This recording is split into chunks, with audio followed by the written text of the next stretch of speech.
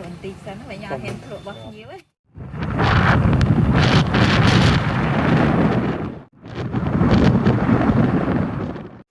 បាទជំរាបសួរបងប្អូនភូមិអ៊ំប្រុសស្រីទាំងអស់គ្នាបាទថ្ងៃនេះខ្ញុំមានវីដេអូមួយចង់បង្ហាញបងប្អូនទាំងអស់គ្នាកំសាន្តអារម្មណ៍លេងបាទគឺដំណើរកំសាន្តស្ថិតនៅក្នុងតំបន់មួយនៃខេត្តកំពតបាទដែលជិះតាមផ្លូវជាតិលេខ31បាទដោយសារខ្ញុំបានទៅគូគំនូរនិងចម្លាក់ផ្សេងៗនៅម្ដុំទីតាំងនេះទើបខ្ញុំថតជាវីដេអូផ្ដិតយករូបភាព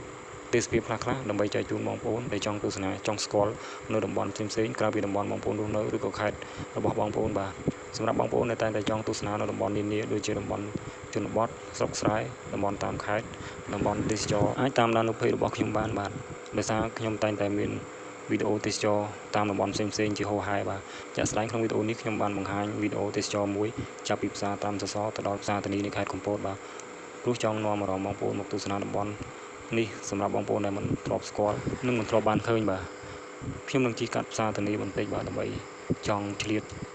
ទិញផ្លែទុរេនហូបផងដែរបាទដោយសារខែនេះចំពេលដែលកំពុងសម្បូរទុរេនបាទអញ្ចឹងវីដេអូខ្ញុំអត់មានអីច្រើនទេគ្រាន់តែចង់បង្ហាញបងប្អូននៅតំបន់ផ្សេងៗខ្លះដែលសម្រាប់បងប្អូនដែលមិនធ្លាប់ស្គាល់ហើយចង់ទស្សនាបាទបើសិនជាបងប្អូនចូលចិត្តវីដេអូនេះឬក៏វីដេអូ vlog ផ្សេងៗនៅតំបន់នានាតាមបណ្ដាខេត្តផ្សេងឬមួយក៏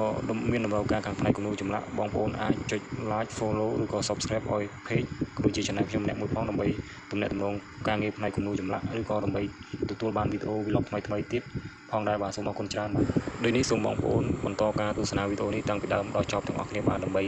ដឹងថាតាមដងផ្លូវពីផ្សារត្រាំសសរដល់ផ្សារធានីតើមានទិដ្ឋភាពឬមួយក៏ទេសភាពបែបណាខ្លះសូមបងប្អូនបន្តការទស្សនាវីដេអូនេះទាំងអស់គ្នាបាទសូមអរគុណច្រើន